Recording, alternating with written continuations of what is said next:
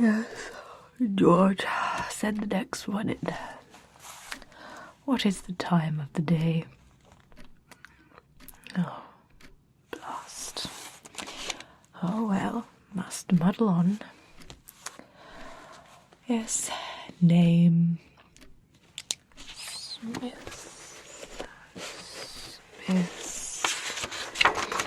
Smith. George, how many times have I told you about getting this table fixed? How can one work in such rickety conditions? I don't care that there's not enough money in the accounts to repair such a table. It is the utmost necessary to get it fixed. How many weeks has it been, George? I don't care. Put it in the memo to get the table fixed, otherwise I shall be quite upset. Smith.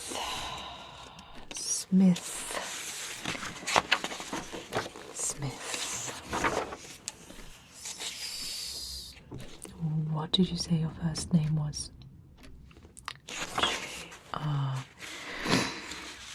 Yes, I see here you are. J.R. Smith. Alright, so allow me to introduce myself.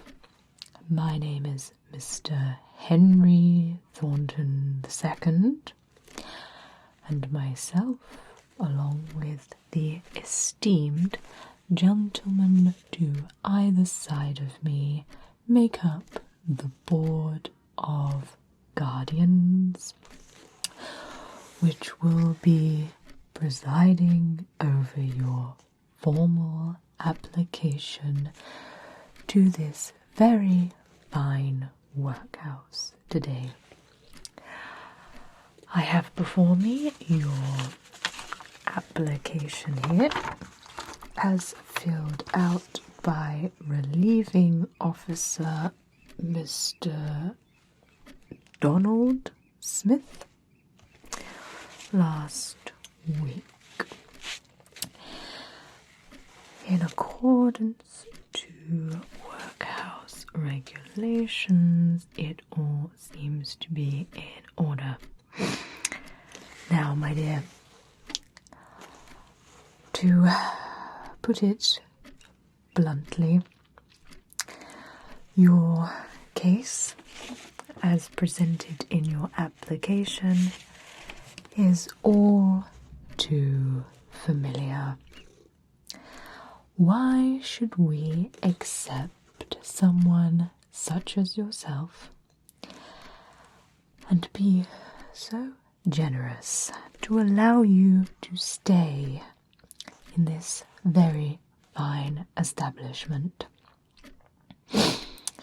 Why, yes, it is at this point where you present your case to us in your own words. Yes, in your own time. Yes. Mm-hmm. Mm-hmm. Mm-hmm. Mm-hmm. Yes, I've heard that one before. Mm-hmm.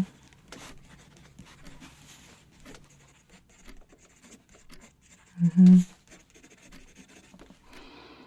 Anything else? Jolly good.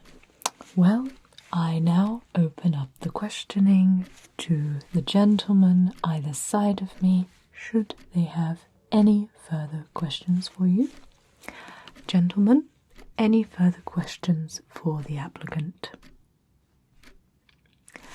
Very good question. Mm-hmm. Mm-hmm. It says on your form you have children, yes? I see. And how old are they? Yes. Yes. where do they live currently? I see. Do you have any other family in the area? And why is that?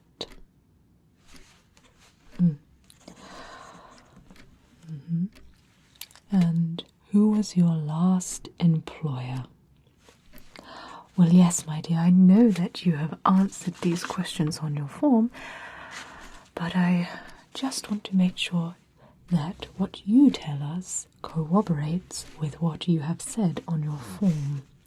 You'll be surprised the amount of applicants which lie. So yes, your last employer and where they can be contacted at. The address is fine.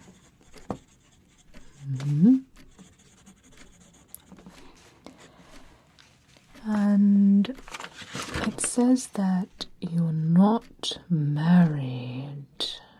Do you have a beau or a significant other floating around in the background?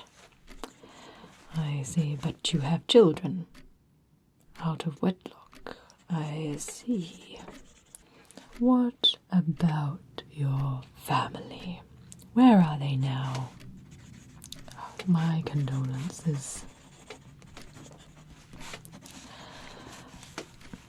And so, am I correct in assuming that you are all by yourself here in London? I see. Yes. Any mental or physical defects that we should know of? Yes. By mental we mean if you are partial to drink and vices such as opium or any other substances such as these. I see any fits of dizzy spells, fainting, not feeling like you're in reality. I see. Well, you will be assessed by Dr. Hastings in due course after the meeting is adjourned today, and she will be able to determine this more accurately. Gentlemen, any other further questions? Very good question. What about time in prison? Have you ever been inside? Well, yes, your form said you had spent some time at Her Majesty's pleasure down in Woking. And what was that for? Petty theft. No matter. And have you ever been in an institution or a sanatorium? No. Sanatorium. Oh, jolly good. Gentlemen, any other questions for the applicant? No? Well, yes, my dear, just sit quietly there while I confer with my colleagues here. Yes. What do you think?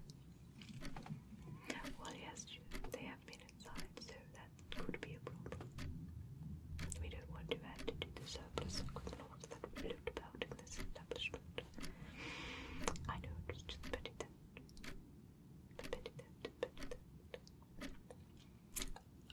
Yes. Well, what do you think? I don't quite agree with him. Yes, well, I am under the same opinion.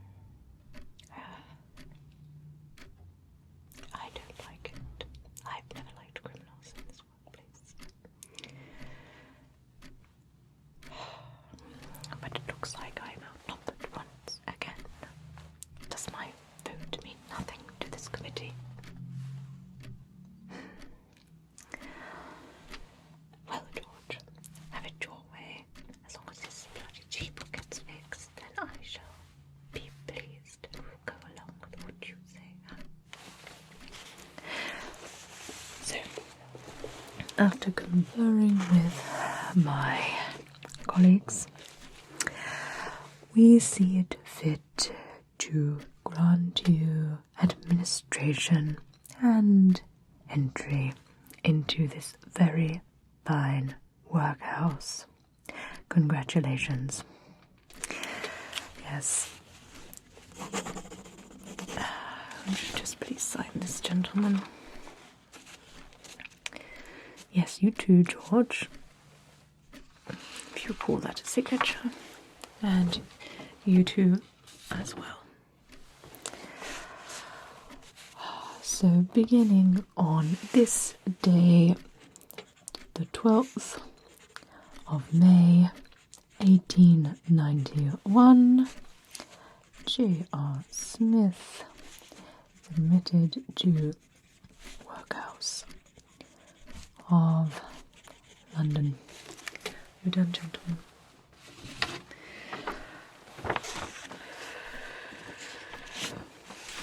So, now some rules. Your personal belongings will be taken from you and stored. You will be given a workhouse uniform which will remain the property of the workhouse. If you leave in possession of this uniform, you will be charged with theft of union property. You may request to leave the workhouse, but you must do so 2 weeks in advance and for good reason, such as attending your child's baptism, to visit a sick or dying relative, or to arrange or sort legal matters. You may not re-enter the workhouse again for another 2 weeks. Is that clear? We do not take kindly to in and outers in this workhouse. We have too many inmates who feel it is absolutely proper to sign into the workhouse, spend 2 weeks here, and then sign out, go on a jolly, get themselves quite worse for wear, spend all of their money, and then come bouncing back here. Oh no, no, no, no, no, no. If we find that you are an in and outer such as this, you will receive 1 warning, and on your second warning, you will be banned from this workhouse entirely. So if you play by the rules, it will be so much better for you. Do you understand? Jolly good. So now, it is my legal obligation to recite to you the workhouse rules proper, which are as follows. Any pauper being an inmate of the workhouse who shall neglect to observe such of the regulations in this order as are applicable to him as such inmate, or who shall make any noise when silence is ordered to be kept, or shall use obscene or profane language, or shall by word or deed insult or revile any person, or shall threaten to strike or assault any person, or shall not duly cleanse his person, or shall refuse or neglect to work after having been required to do so, or shall pretend sickness, or shall play at cards or other games of chance, or shall refuse to go into his proper ward or yard, or shall enter or attempt to enter without permission the ward or yard appropriate to any class of paupers other than that to which he belongs, or climb over any fence or boundary wall surrounding any portion of the workhouse premises, or shall attempt to leave the workhouse otherwise than that through the ordinary entrance, or shall behave in going to, at, or returning from public worship out of the workhouse, or at divine service or prayers in the workhouse, or having received temporary leave of absence and wearing the workhouse clothes, shall return to the workhouse after the appointed time of absence without reasonable cause for the delay, or shall wilfully disobey any lawful order of any officer of the workhouse. Thus shall be deemed disorderly. Any pauper being an inmate of the workhouse who shall within 7 days repeat any one or commit more than one of the offences specified in Article 127, or who shall by word or deed insult or revile the master or matron or any other officer of the workhouse or any of the guardians, or shall wilfully disobey any lawful order of the master or matron after such order shall have been repeated, or shall unlawfully strike or otherwise unlawfully assault any person, or shall wilfully or mischievously damage or soil any property not belonging to the guardians, or shall wilfully waste or spoil any provisions, stocks, tools, or materials or work belonging to the guardians, or shall be drunk, or shall act or write indecently or obscenely, or shall wilfully disturb other persons at public worship out of the workhouse or at divine service or prayer in the workhouse. All shall be deemed refractory. Article 129. The master may, with or without the direction of the guardians, punish any disorderly pauper for substituting during a time not greater than 48 hours for his dinner as prescribed by the dietary, a meal consisting of 8 ounces of bread or 1 pound of cooked potatoes or boiled rice, and also by withholding from him during the same period all butter, cheese, tea, sugar, or broth, which such pauper would otherwise receive at any meal during the time aforesaid. Article 130.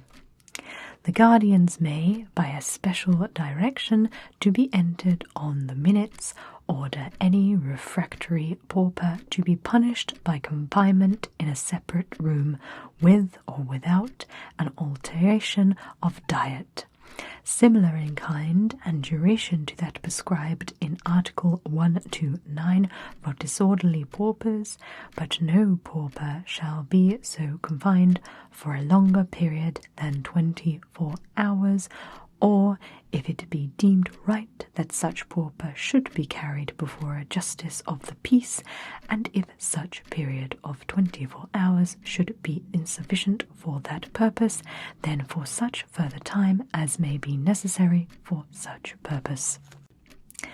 Article 131.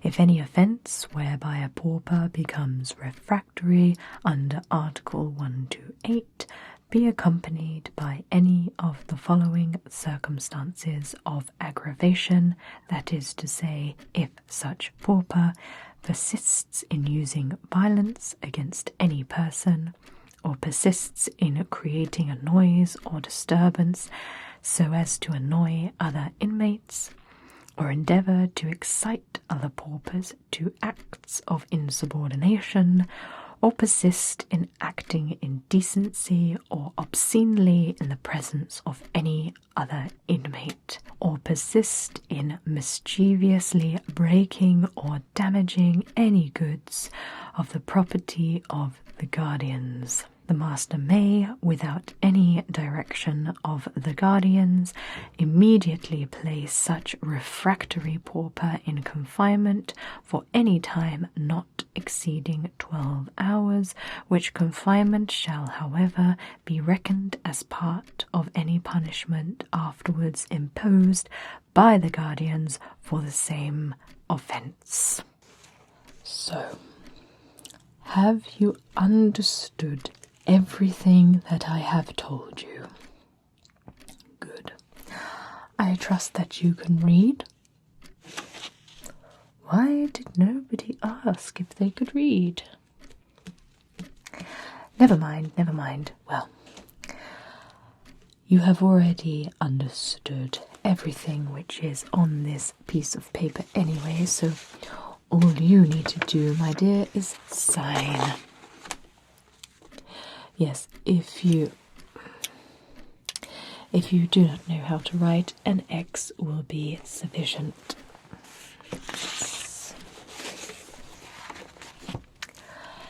An X it is. Okay.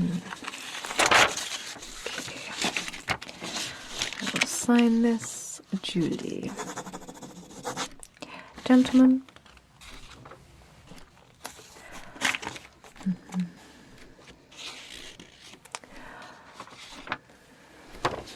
Gentlemen.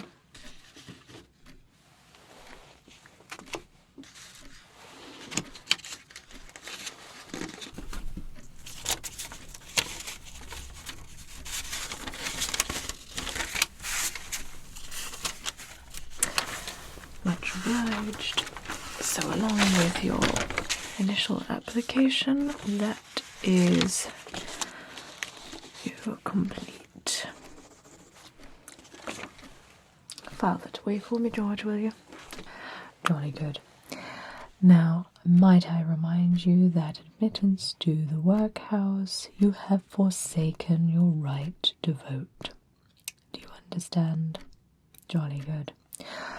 Well, Smith, I do believe that is you all squared away. Welcome to the Workhouse of London.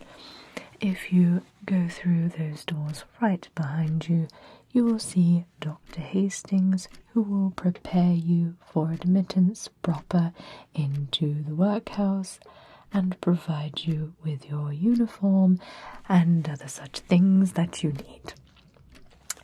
Yes, well, I am sure to see you around, and good luck. Yes, George, send the next one in.